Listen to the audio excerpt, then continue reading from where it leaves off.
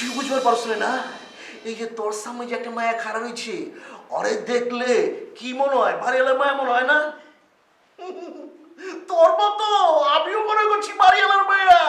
আসলে তো বাড়িওয়ালার মায়া না, এটা হইতাছে হে কাজের মায়া, যে মায়াটা আরাম গেছে বাইকিং হইতাছে।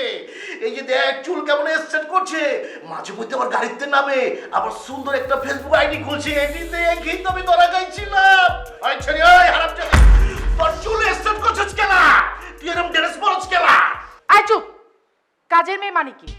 কাজের মেয়ে মানে কি? কাজের মেয়ে মানে হচ্ছে নোংরা থাকবে, অশিক্ষিত থাকবে। হ্যাঁ, তোর মতো এরকম পেটটা বাই করে রাখবে? এই তোদের মতো মানুষগুলো আছে না, ছোট লোক, ছোট মাইন্ডের মানুষ, ওরা হচ্ছে পেশাটাকে ছোট করে দেখে। দেশের বাইরে মানুষ যায় না? তোর মা বোনরা দেশের বাইরে যায় না? ওখানে যে কি করে? ওখানে যে কাজ করে না? তাহলে কি কাজের মেয়ে হয়ে যাচ্ছে? না, তোরা সাব হয়ে যেতেছে গা, তুইও সাব হয়ে যা, ভাই যেতে জায়গা। এই তো দেখলে বাকিতে বাক। শোন, কথা কম ক, গলা নামে কথা ক। আমার মতো মেয়ে তোর ভাগ্যে যা, সেটা তো তোর সাত কপালের ভাগ্য ভালো। আর আট কপালের ভাগ্য হইছে আমি এখনো তোরে বিয়ে করে নাই, কে বাচ্চা দিয়েছি। এখন তুই বাকিতে বাক, যা যা। আমার না কোনো শখ নাই তোমার সাথে সংসার করার, তোমার মতো ফালতু টাইপের লোকের সাথে সংসার করার। যা। যা তো, যা দেখি বাইক করে যা। সব দিয়া দিতেছি, সব তো তোর দিয়া যাবো নাকি? যা দে, যা যা। ওই রে, একটু যারা বাইচে গেছে রে, তোর এনে এনে উঠেছিলাম, লাইলে তো তোর এনে না উঠালে তাকে কাজী অফিসে যাইতাম, আর কাজী অফিসে গেলাইতে আমি থাকবে তোমরা আগে বলছিলাম।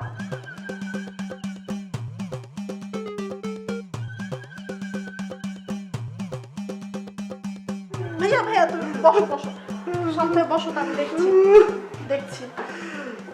আবেগ বুঝছো, সবগুলো আবেগ, আবেগে যে মাইসে ধ্বংস হয়ে যায় এটা আমাদের প্রমাণ।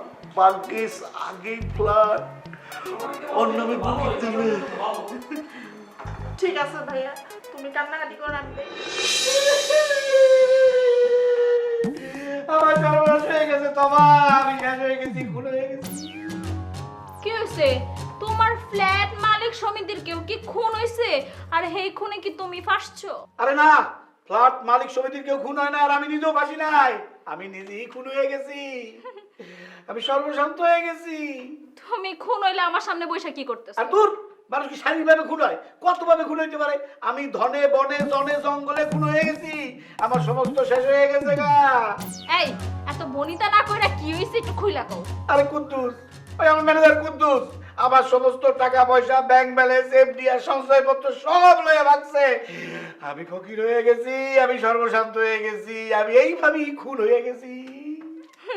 গরিবের কথা বাসি হইলে ফলে। তোমারে আমি কইছিলাম না আমার কথাটা শোনা নাই? এখন আমি কি করব?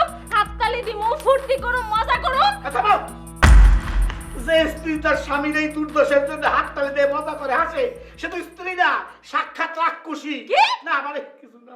এই শোনো, তোমার এই ঢং টং আমি দেখতে পারবো না, ঠিক আছে? সারা জীবন অনেক ঢং করছো, আমার কথা শোনো নাই। তুমি আমার বাপের সমস্ত টাকা এখন আমার ফেরত দিবা।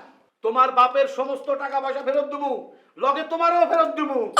না কিছু না, না কইছিলাম এই পুরা কপাল্লা সভাপতির পদ আমি পরিত্যাগ করব, ত্যাগ করব, আর এই ফ্ল্যাট বেচা আমি আমার প্রাচিত্য করবো।